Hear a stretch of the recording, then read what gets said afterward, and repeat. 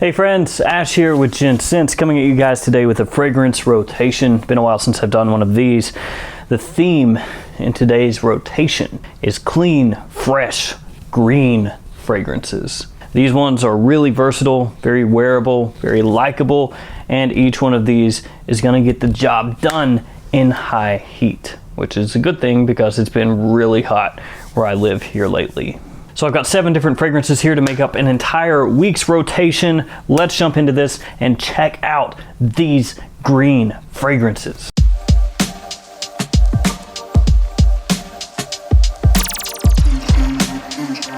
Like I said, guys, each one of these very wearable. I'll go over some of the differences as I run through these as to where some of these might differ from others in terms of when you would wear them. And when I say green fragrances, I don't mean that they have to have specific green notes in the note breakdown or anything like that, though a lot of these do have that. I mean, in general, these are fragrances that are going to convey the feeling or the thought, the vibe of something green and fresh. That doesn't mean that they have to smell like the outdoors.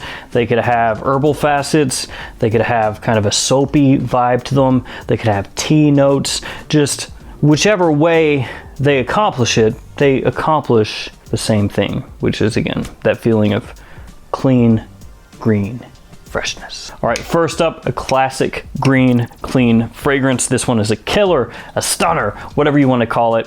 Very versatile, very people-pleasing, great fragrance to wear in high heat. It's this one right here, Mugler Cologne. Lots of you out there probably already own this one, but it's still worth busting out. This one is a classic. Nowadays, this one is called Mugler Cologne Come Together, because they released that Mugler Cologne line with a bunch of different colored versions of Mugler Cologne, different takes on Mugler Cologne. The original one is Come Together. And this one is a splash bottle, which I'm not the biggest fan of. I had 100 ml spray bottles back in the day, and I actually prefer those. This one also has a similarity to Creed's original vetiver. I gotta bring that up every time I talk about this fragrance because it's undeniable. If you smell them side by side, you'll be like, oh yeah, they definitely share some DNA. It's kind of like original vetiver could go on the Maury Povich show, and Mugler Cologne, you are the father. That makes sense to some of you out there. So this one has neroli, bergamot, petitgrain, and musk. This one is almost the quintessential soapy green fragrance, but it's not heavy with the soap. It's not cloying. It's not really powdery or anything like that. Just very clean and uplifting. The neroli and the bergamot in here are going to give it a really nice citrus sweetness, and the neroli kind of softens it up so it doesn't come across like a sharp or tangy citrus. Fragrance smells awesome, so easy to wear in high heat. You can wear this to the office safely. You can wear it out during the day. You can wear it out during the night, especially if it's kind of a muggy night out. This one can do it all. So first one in this rotation, Mugler Cologne. Now, whereas the first fragrance I talked about gets a whole lot of love from a whole lot of people, this next one, not as much.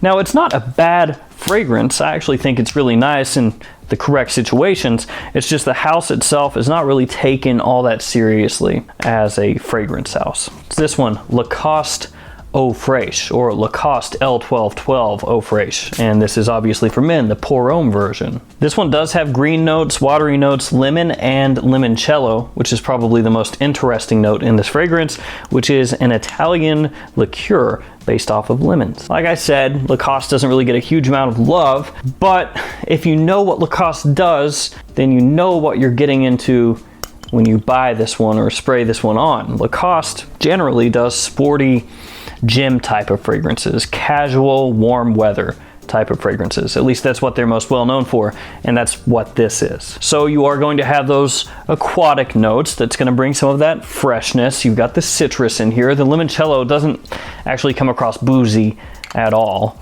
It's more just kind of a sweet citrus note. And then you've got green notes, like I said, in here as well, where it kind of slots in with these other fragrances. This one is going to be a casual, warm weather kind of fragrance, a gym type scent, but it is extremely easy to wear. It's very appealing. It's not going to really set the world on fire as far as being something different, something groundbreaking. It's not that at all.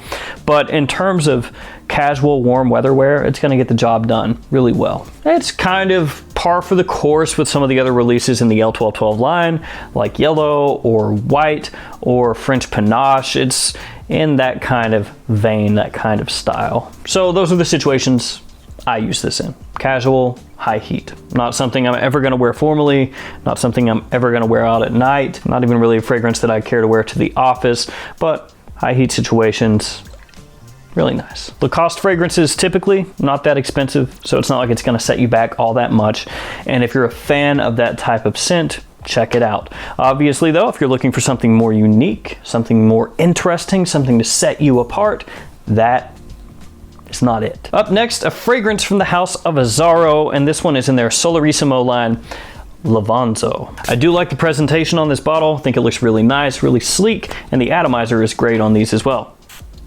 Nice. And this fragrance is actually very inexpensive. You can typically find this at discounters in the $20 range, at least last time I looked. Sometimes even less if you're lucky. This one has tea, lemon, basil, and spicy mint, along with passion fruit, some of the notes in the fragrance. So this one is going to have a little bit of citrus, but it's also going to have an exotic fruitiness to it. The tea is going to be one of the main things that you pick up, and the tea in this fragrance comes across more on the sweeter side of things, which is going to be because of that backing fruit. You also do have a little bit of a green herbalness to this fragrance, but it's never an herbal touch that comes across as earthy or, you know, grating or anything like that. It's really nice, very smooth. The performance on this is not great, but because it's inexpensive, because the bottle looks so nice, and because the fragrance smells so nice, especially for the price, I completely overlooked that.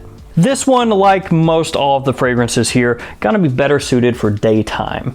And that again is just because it does come across clean, green, fresh, bright, uplifting, refreshing, all that stuff. That's what pretty much all of these are. Some of them maybe a little more green, a little less bright, whatever, but all pretty much accomplishing the same thing. This one, I don't know if I would call it a hidden gem necessarily, but it is a hidden semi-precious stone. I wouldn't necessarily call this a hidden diamond or anything like that, but you know, a hidden topaz, maybe? I don't really know how the hierarchy goes of gemstones in terms of least valuable to most valuable, but yeah, semi-precious stone. It's pretty good, is what I'm trying to say. Next up, let's go with this one from the house of Bulgari, Eau Vert. I hope I'm pronouncing that correctly. This one is another one that has tea, just like the last one, Lavanzo, though this one is officially a green tea. There's also bergamot and lemon in here, so you're gonna get that little bit of a citrus combo. Very popular, you know, gives you that refreshing, slightly sweet opening. And this one has a touch more spiciness than the last fragrance. This one has cardamom and coriander in it. This one is a unisex fragrance. For some people, they may say that it leans a little bit feminine, but for me, it's right there, right in the middle, fully unisex. And I talked to you about the last atomizer. This one is even better. This one is Dior-esque.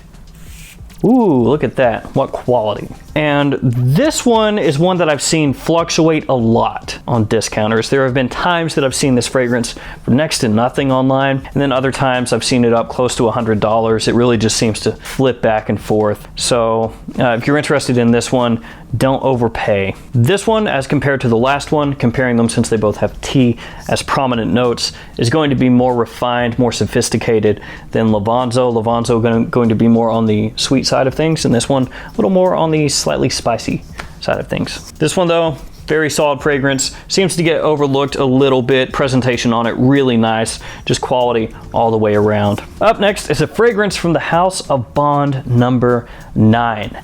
Now you may be thinking that it's going to be Bleecker Street, and that would make sense because Bleecker Street is a green fragrance, and of course I love Bond number 9's Bleecker Street. If you followed the channel for any length of time, then you already know that. This one though is a fragrance that has A little bit of a similarity to another favorite of mine, Shea Bond. This one gets compared to Creed's Green Irish Tweed. Yeah, so Bond number 9 has bondnumber9.com. It gets compared to Creed's Aventus, and they have this one that gets compared to Green Irish Tweed. Oh, and then they also have Hamptons, which gets compared to Silver Mountain Water. They've been copying some homework, it seems. This one also has tea. So we're just getting tea fragrance after tea fragrance, though. In this one, it's not as prominent as in the last two. This one also has sandalwood, grass, and green notes, along with a heaping dose of citrus. So like the fragrance that this gets compared to, Green Irish Tweed, this one is going to remind you a bit of being in a clean, green, grassy field, rolling grassy hills. Extremely fresh, uplifting, bright, with good performance off my skin. It's actually one of my favorite Bond number 9 fragrances, and while it's not really hyper unique, since it again does have that similarity to another very popular fragrance out there, it smells really nice. And in terms of spring or summertime wear, it kills it. Easily worn in a multitude of situations, just like Green Irish Tweed. Daytime, yep. Casual wear, yep. Office wear, yep. Formal wear, yep. Though I would reach for Green Irish Tweed over Shea Bond in that situation.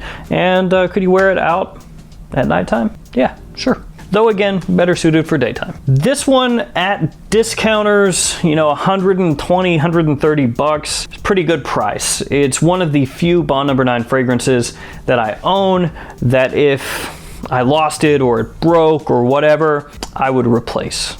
I wouldn't necessarily rush to replace it right away, but I like having that one. It's a nice little change up. It's kind of like Green Irish Tweed with a little bit of a twist. Not quite as sophisticated or refined as Green Irish Tweed, maybe a little bit louder, slightly more youthful, that kind of thing.